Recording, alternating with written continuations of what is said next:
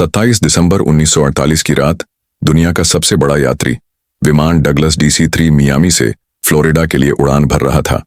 विमान में 125 यात्री और 9 क्रू सदस्य, कुल 134 लोग सवार थे। उत्तरी अटलांटिक महासागर के ऊपर लगभग 3800 फीट की ऊंचाई पर विमान शांति से अपनी 180 मील प्रति घंटे की रफ्तार से आगे बढ़ रहा था। रात के 8:13 हुए थे। कॉकपिट में कैप्टन रॉबर्ट मिलर और उनके को पायलट सब कुछ सामान्य देख रहे थे, लेकिन अचानक San Juan air traffic control यानी ATC के साथ उनका संपर्क कमजोर पड़ने लगा। कैप्टन मिलर ने रिपोर्ट किया कि उन्हें एक मामूली तकनीकी समस्या का सामना करना पड़ रहा है। यह उनकी आखिरी आवाज थी। इसके ठीक 10 सेकंड के अंदर विमान ATC के रडार से हमेशा के लिए गायब हो गया। विमान की आखिरी लोकेशन बरमूडा ट्रायंगल के ठीक बीच में थी। उस रात जो हुआ वह किसी तकनीकी खराबी से कहीं ज्यादा भयानक था। विमान दुनिया की सबसे रहस्यमयी जगह बरमूडा ट्रायंगल के एक ऐसे बवंडर में फंस गया था जिसके बारे में किसी ने न कभी सुना था न कभी देखा था। पलक झपकते ही विमान के अंदर चीख पुकार मच गई। कैप्टन मिलर ने अपनी पूरी ताकत से प्लेन को संभालने की कोशिश की,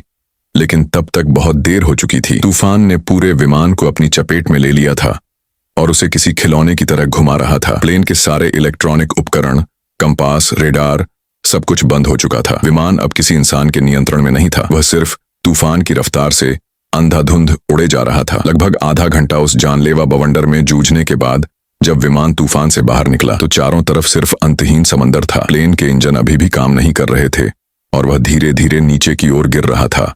तभी को पायलट की नजर सामने एक द्वीप पर पड़ी।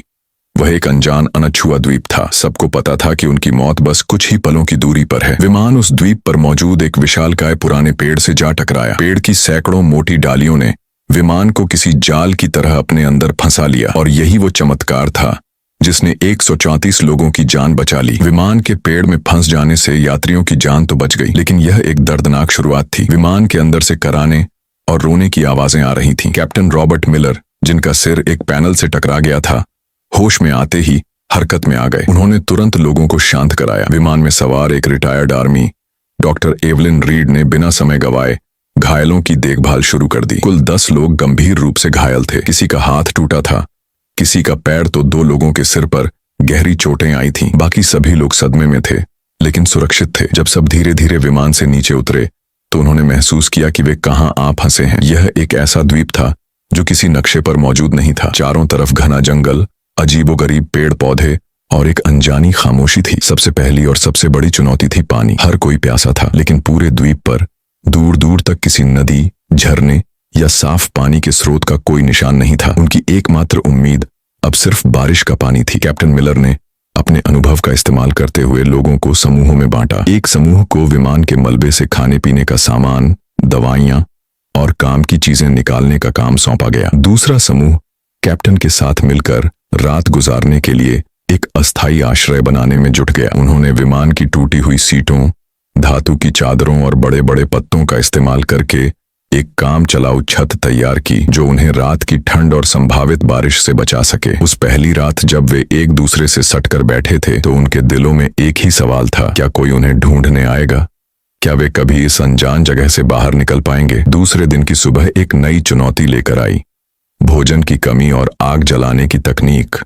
विमान से जो थोड़ा बहुत खाना मिला था वह ज्यादा दिन नहीं चलने वाला था। उन्हें द्वीप पर ही भोजन खोजना था, लेकिन कौन सा फल जहरीला है और कौन सा खाने लायक, ये जानने का कोई तरीका नहीं था। इसी कोशिश में एक अधेड़ उम्र के व्यक्ति ने एक अनजान फल खा लिया और कुछ ही घंटों में उसकी तड़प तड़प कर मौत हो गई।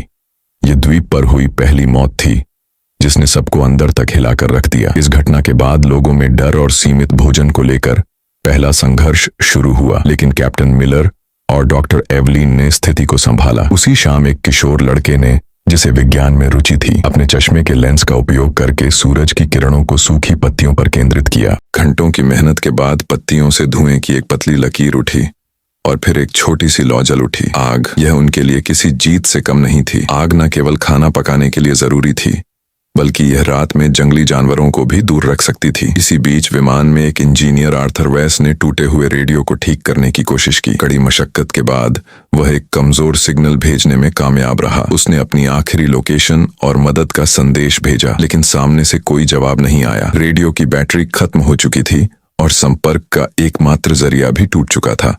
दिन बीतते गए। जब 10 दिन बाद भी बचाव का कोई संकेत नहीं मिला तो 4 लड़के और 1 लड़की का सब्र जवाब दे गया। एक रात जब सब सो रहे थे, वे चुपके से विमान के मलबे से बनी एक छोटी सी नाव लेकर समुद्र में उतर गए। वे फिर कभी लौटकर नहीं आए। उनका क्या हुआ, वे कहाँ गए, यह एक रहस्य बनकर रह गया। उन 5 लोगों के जाने के बाद बचे हुए लोगों को एहसास हो गया कि उन्हें लंबे समय तक यहीं रहना पड़ेगा। कैप्टन मिलर ने सबको इकट्ठा किया और एक स्थायी व्यवस्था बनाने का प्रस्ताव रखा। काम का बंटवारा किया गया। एक टीम रोजाना भोजन और फल इकट्ठा करने के लिए जंगल में जाती, दूसरी टीम आश्रय को और मजबूत बनाने और उसकी मरम्मत करने का काम करती। डॉक्टर एवलिन और कुछ अन्य लोगों ने घायलों और बीमारों की देखभाल का जिम्मा संभाला। दूसरी ओर अमेरिकी सरकार ने विमान को खोजने के लिए इतिहास का सबसे बड़ा सर्च ऑपरेशन शुरू किया था। अटलांटिक महासागर के चप्पे चप्पे को छान मारा गया, लेकिन विमान का एक टुकड़ा भी नहीं मिला। 1 सप्ताह की लगातार खोज के बाद भी जब कोई सुराग नहीं मिला तो अभियान धीमा पड़ गया। इसी बीच द्वीप पर बचे हुए लोगों ने जीने की कला सीखनी शुरू कर दी थी। उन्होंने द्वीप के पत्थरों और विमान की धातु को घिस घिस कर चाकू और भाले जैसे औज बनाए। सबसे बड़ी चुनौती द्वीप के जंगली सुआ थे, जो झुंड में रहते थे और रात में उनके शिविर पर हमला कर देते थे। विमान में एक शिकारी ट्रेनर भी था, जिसने लोगों को भाला चलाना और जाल बिछाना सिखाया। कई दिनों की योजना और अभ्यास के बाद उन्होंने अपने पहले जंगली सुअर का शिकार किया। यह एक भयानक और भावनात्मक क्षण था। शिकार के दौरान 2 लोग घायल हो गए, लेकिन जब वे उस शिकार को लेकर शिविर में लौटे तो यह सिर्फ भोजन नहीं था, यह उनकी एकता और दृढ़ संकल्प की जीत थी। उन्होंने द्वीप के किनारे टूटे हुए नारियल के तनों से रेत पर बड़े बड़े अक्षरों में हेल्प लिखा, इस उम्मीद में कि शायद कोई गुजरता हुआ जहाज या विमान इसे देख ले। दोस्तों, यह कहानी आपको कैसी लग रही है? उस दर्द और संघर्ष को महसूस कर पा रहे हैं? अगर हाँ, तो प्लीज 1 सेकंड निकालकर वीडियो को लाइक कर दीजिए और मेरे चैनल को सब्सक्राइब करना मत भूलना। आपका एक सब्सक्राइब मुझे ऐसी ही और सच्ची और रोंगटे खड़े कर देने वाली कहानियां आप तक लाने की हिम्मत देता है। और हाँ, कमेंट सेक्शन के बगल में एक नया लाइक बटन आया है। अगर कहानी सच में दिल को छू रही है तो उसे भी जरूर दबाइए। चलिए अब आगे बढ़ते हैं उस दर्दनाक सफर पर। 6 महीने बीत चुके थे। बाहरी दुनिया के लिए NC Daysonica 1002 विमान और उसमें सवार 134 लोग एक अनसुलझी पहेली बनकर रह गए थे। 42 मिलियन खर्च करने के बाद अमेरिकी सरकार ने आधिकारिक तौर पर सर्च ऑपरेशन बंद कर दिया और सभी को लापता घोषित कर दिया। उनके परिवार वालों को बता दिया गया कि अब उनके प्रियजनों के लौटने की कोई उम्मीद नहीं है। लेकिन यहाँ इस अनजान द्वीप पर एक नया समुदाय जन्म ले रहा था। जो लोग गंभीर रूप से घायल थे, वे डॉक्टर एवलिन की देखभाल में धीरे धीरे ठीक हो रहे थे और छोटे मोटे कामों में हाथ पटाने लगे थे।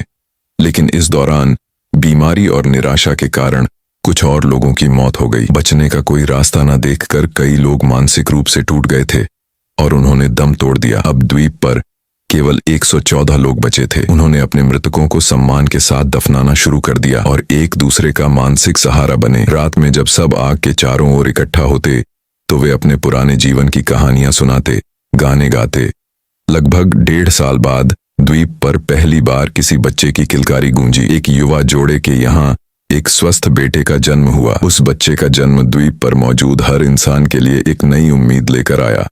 2 साल बीत गए। इस दौरान उन्होंने द्वीप पर जीना सीख लिया था। उन्होंने छोटी मोटी खेती शुरू कर दी थी और मछली पकड़ने के नए नए तरीके ईजाद कर लिए थे। लेकिन सभ्य दुनिया में लौटने की इच्छा अभी भी उनके दिलों में चल रही थी। इंजीनियर आर्थर वेंस के नेतृत्व में सभी ने मिलकर एक बड़ी नाव बनाने का फैसला किया। यह उनका सबसे बड़ा और सबसे महत्वाकांक्षी प्रोजेक्ट था। महीनों की कड़ी मेहनत के बाद उन्होंने विमान के टुकड़ों, लकड़ी और बेलों का उपयोग करके एक बड़ी मजबूत नाव तैयार की। जिस दिन उन्होंने नाव को समुद्र में उतारा वो किसी त्योहार से कम नहीं था। 25 सबसे मजबूत और अनुभवी लोगों को उस नाव पर सवार किया गया, इस वादे के साथ कि वे मदद लेकर वापस लौटेंगे। नाव द्वीप से कुछ मील दूर तक तो ठीक चली, लेकिन फिर मौसम ने अपना असली रूप दिखाया। अचानक आसमान में काले बादल घेर आए और एक भयानक तूफान ने उनकी नाव को घेर लिया। ऊंची ऊंची लहरों ने नाव को पलट दिया। उनमें से कुछ ही लोग तैरकर किसी तरह वापस द्वीप के किनारे पहुंच पाए, लेकिन उस हादसे में 16 लोगों की जान चली गई। यह द्वीप पर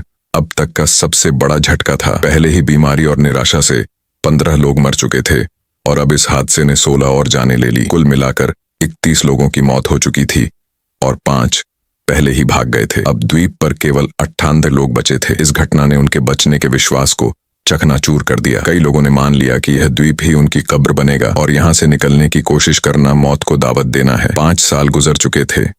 जो बच्चे द्वीप पर पैदा हुए थे उनके लिए यही उनकी दुनिया थी। उन्होंने कभी कार, बिजली या शहर नहीं देखे थे। बड़े लोग उन्हें अपनी पुरानी दुनिया की कहानियां सुनाते जो उन बच्चों के लिए किसी परी कथा से कम नहीं थी। लेकिन समय के साथ समाज में दरारें पड़ने लगी। द्वीप के प्राकृतिक संसाधन जैसे कि एक खास किस्म के फलदार पेड़ और छोटे जानवर कम होने लगे थे। भोजन की कमी ने लोगों के बीच तनाव पैदा कर दिया। अब वे 2 गुटों में बंट गए थे। एक गुट, जिसका नेतृत्व कैप्टन मिलर कर रहे थे, वे अभी भी मानता था कि उन्हें किसी भी कीमत पर यहां से निकलने की कोशिश करते रहना चाहिए। दूसरा गुट, जिसका नेतृत्व एक हताश व्यक्ति कर रहा था, का मानना था कि यही उनकी नियति है और उन्हें बाहरी दुनिया को भूलकर इसी द्वीप पर बस जाना चाहिए, क्योंकि बाहर निकलने की हर कोशिश सिर्फ मौत लेकर आई थी। इसी बीच भोजन की तलाश में एक खोजी दल द्वीप के अंदरूनी हिस्से में गया, जहां उन्हें कुछ ऐसा मिला जिसने उनके रोंगटे खड़े कर दिए। उन्हें किसी प्राचीन टूटी फूटी सभ्यता के खंडर मिले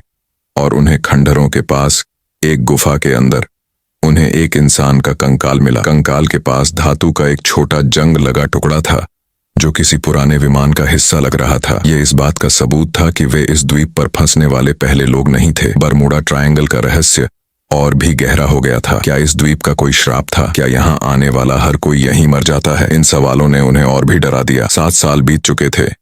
इन 2 सालों में तनाव, भोजन की कमी और बीमारियों के कारण 16 और लोगों की मौत हो गई। अब उनकी संख्या घटकर सिर्फ 82 रह गई थी। लोग जीने की उम्मीद लगभग छोड़ चुके थे। वे बस दिन काट रहे थे। ऐसा लग रहा था कि चीजें इससे ज्यादा बुरी नहीं हो सकती, लेकिन वे गलत थे। 8वें साल की एक दोपहर द्वीप पर एक भयानक चक्रवात आया। तेज हवाओं और मूसलाधार बारिश ने उनके लंबे समय की मेहनत से बनाए गए बसीरों और छोटी मोटी फसलों को तहस नहस कर दिया। उन्होंने जो कुछ भी बनाया था सब कुछ बिखर गया। उनके जीने का मनोबल पूरी तरह से टूट चुका था।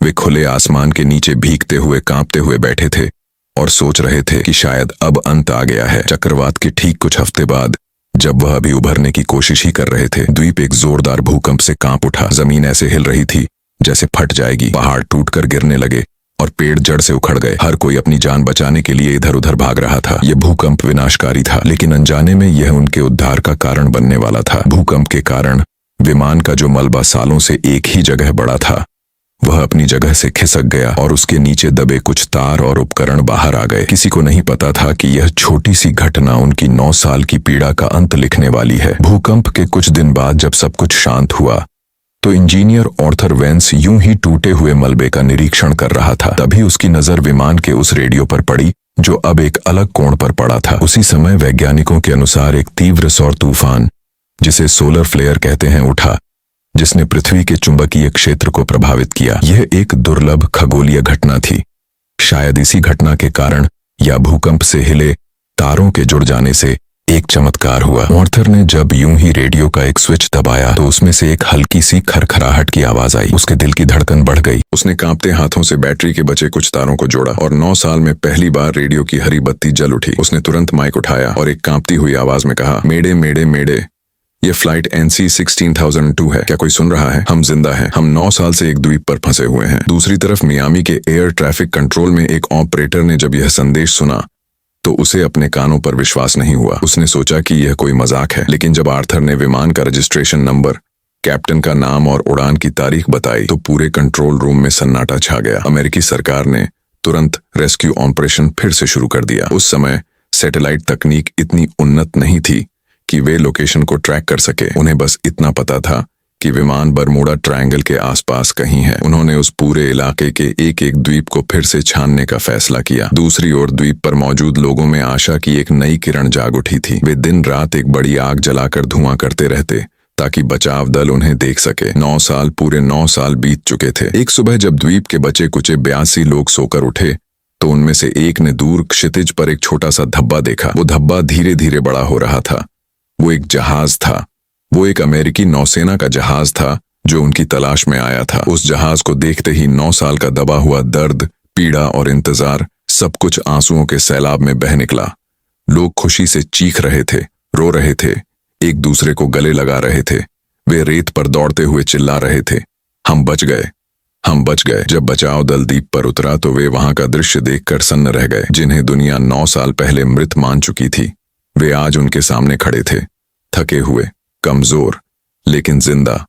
उनकी वापसी की कहानी ने पूरी दुनिया को हिलाकर रख दिया। यह मानव सहन शक्ति और जीवित रहने की इच्छा की एक अविश्वसनीय कहानी थी। जिन परिवारों ने अपने प्रियजनों के लौटने की उम्मीद छोड़ दी थी, वे आज उनसे मिल रहे थे। वह पल इतने भावुक थे कि उन्हें शब्दों में बयां नहीं किया जा सकता। अमेरिका में यह कहानी एक किंवदंती बन गई, जो आज भी लोगों के दिलों में बसी है। ठीक 1 साल बाद 1968 में प्रसिद्ध लेखक जेम्स बाल्डविन ने इन बचे हुए लोगों के अनुभवों पर आधारित एक किताब लिखी, जिसका नाम था lost in the echo the none year survival of flight NC 60,000 ये किताब अमेरिका की सबसे ज्यादा बिकने वाली किताबों में से एक बनी। ये सिर्फ एक कहानी नहीं थी, ये उन 82 आत्माओं की दर्दनाक दास्तान थी जिन्होंने 9 साल तक मौत को मात दी और हमें सिखाया कि उम्मीद की एक छोटी सी किरण भी सबसे घने अंधेरे को चीर सकती है।